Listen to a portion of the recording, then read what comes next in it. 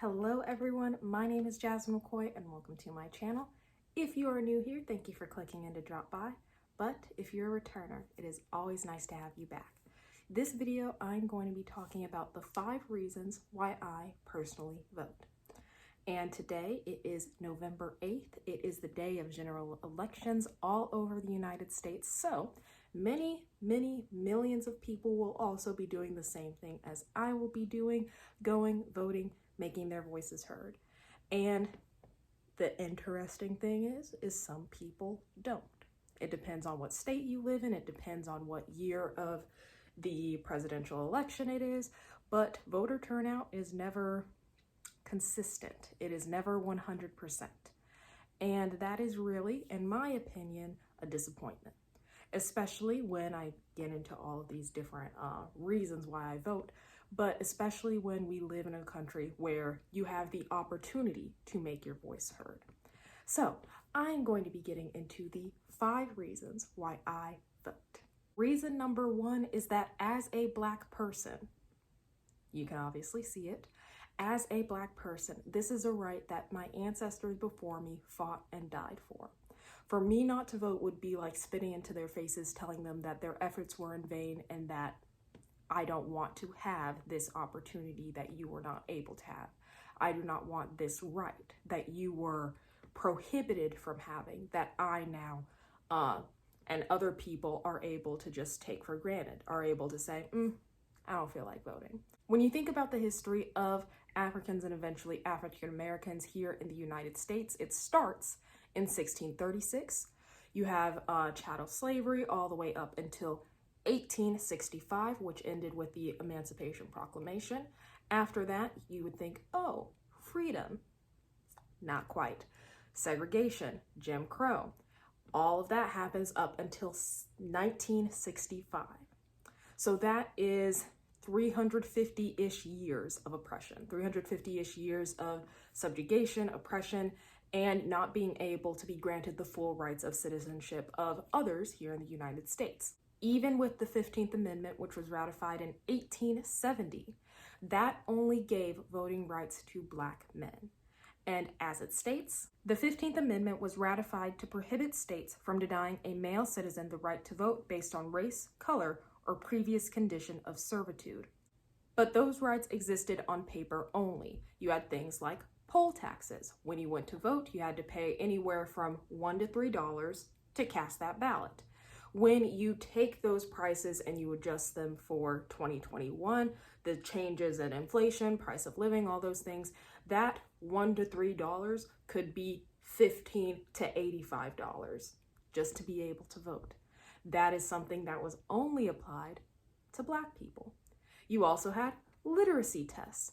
When you have people who recently had only been released from enslavement in 1865, and remember, enslaved people were not able to get an education, not a formal education in any way. So they were not able or taught how to read, unless it was maybe important to a profession that they were meant to have. And that is something where you think, oh, okay, not able to read or write up until 1865. And then now I want to be able to vote.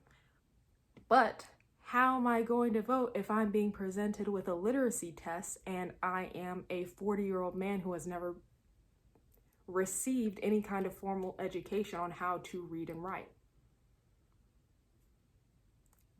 Those are the kinds of things that happened that prohibited Black people from being able to vote even when they had the constitutional right to vote.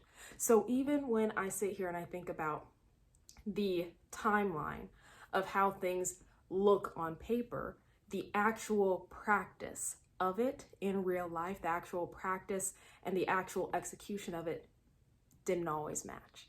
So for me, living in 2022, I'm going to make sure that I go vote because I am able to do it without those kinds of restrictions and roadblocks that people before me experienced.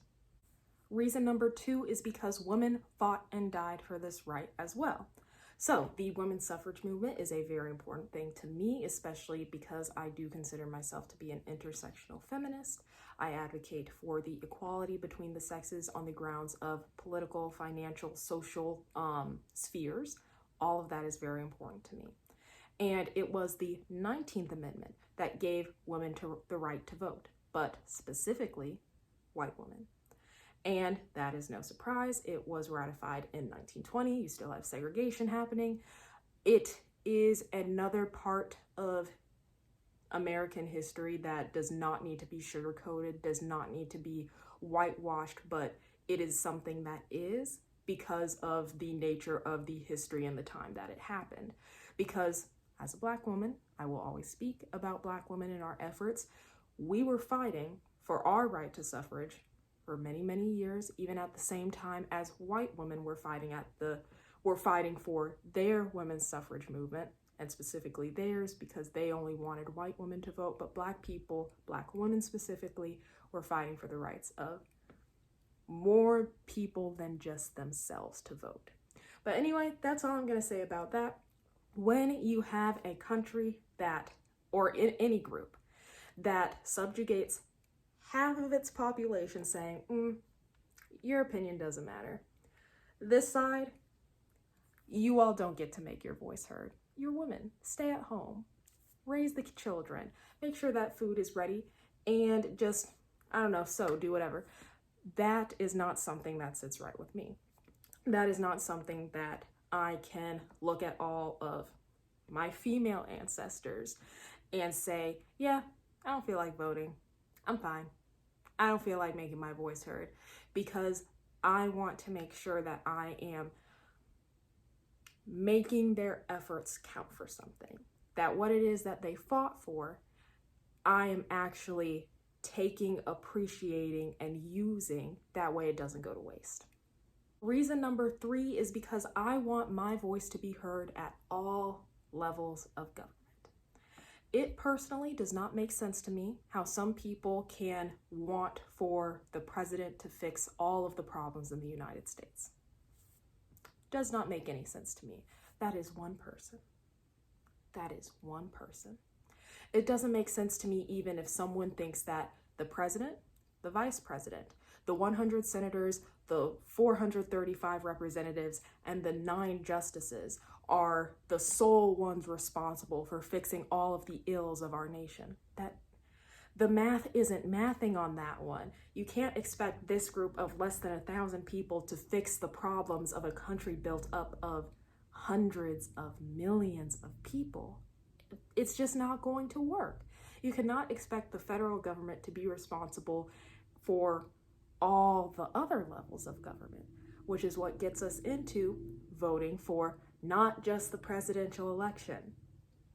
You cannot treat, in my opinion, you cannot treat the presidential election like it is the only election that happens. You cannot just care about politics every 4 years. It's something that needs to happen all year round because politics affects your life all year round.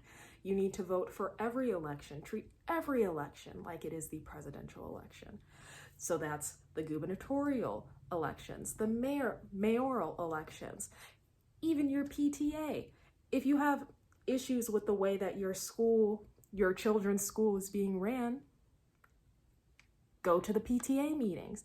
But these are the kinds of things that make me go, like, you need to be involved and care about the structure of the politics, who it is that's representing you at all levels of government. Federal, state, local elections, they all need to be held at the same standard of importance.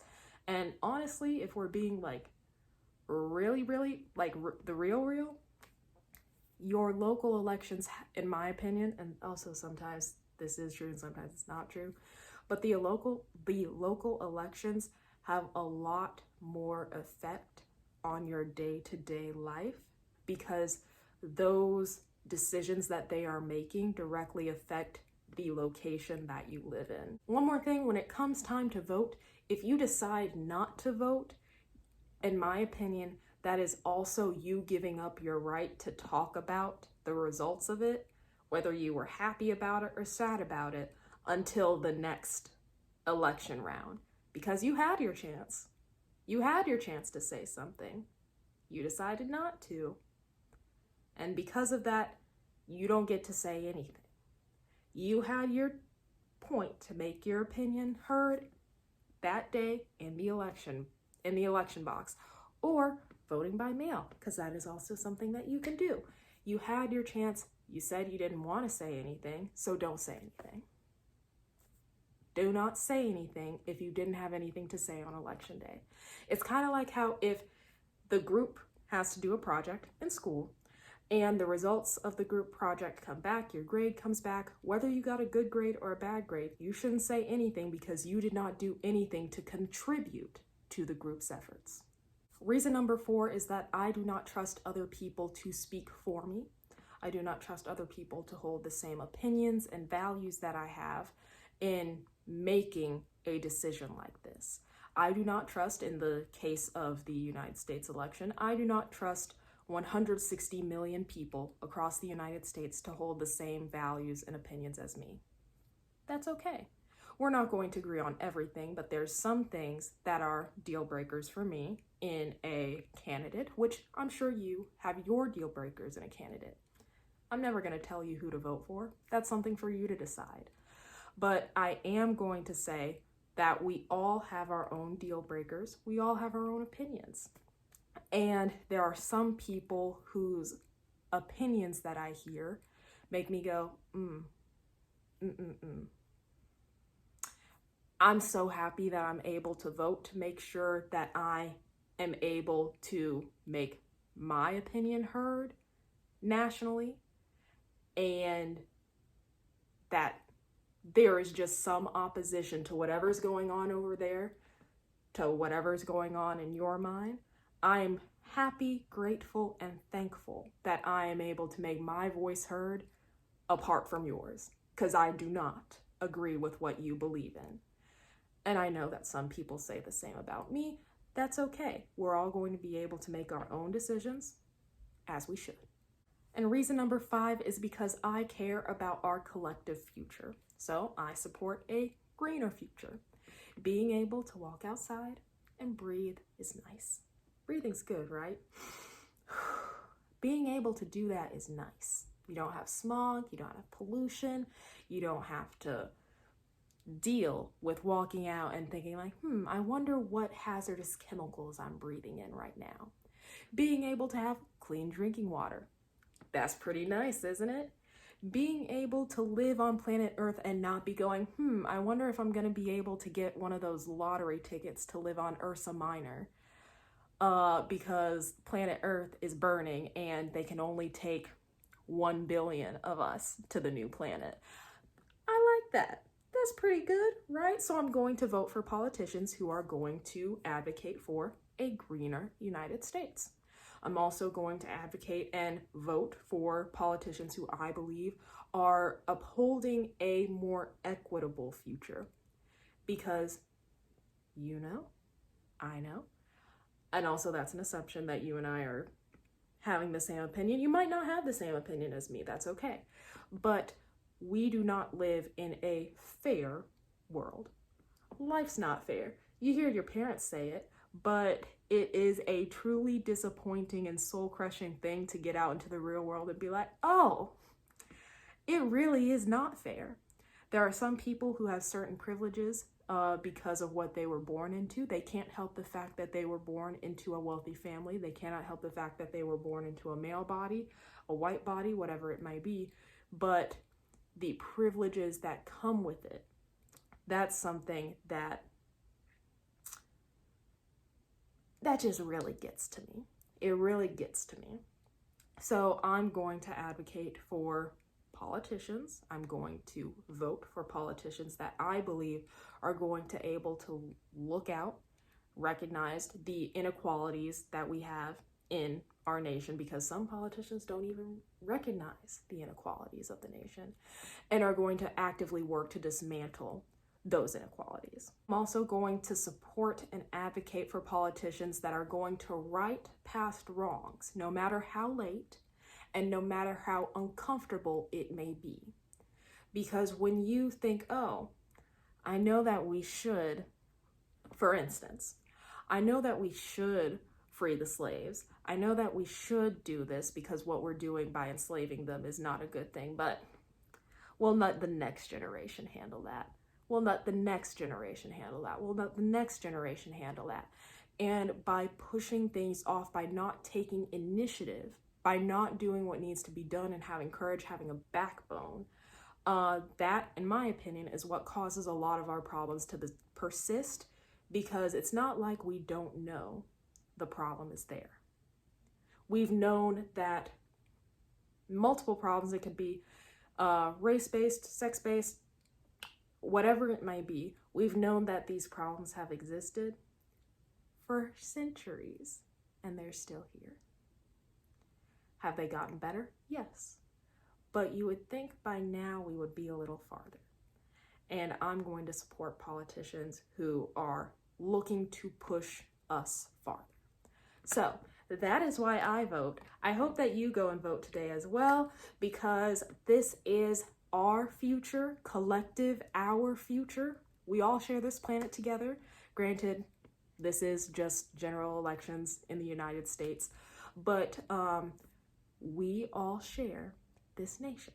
And if we are really going to be the United States, the least that we can do is try to think about a future and make decisions when picking who leads our country in a way that that proves that we care about the future of all of us.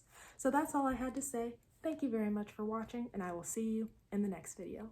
Bye.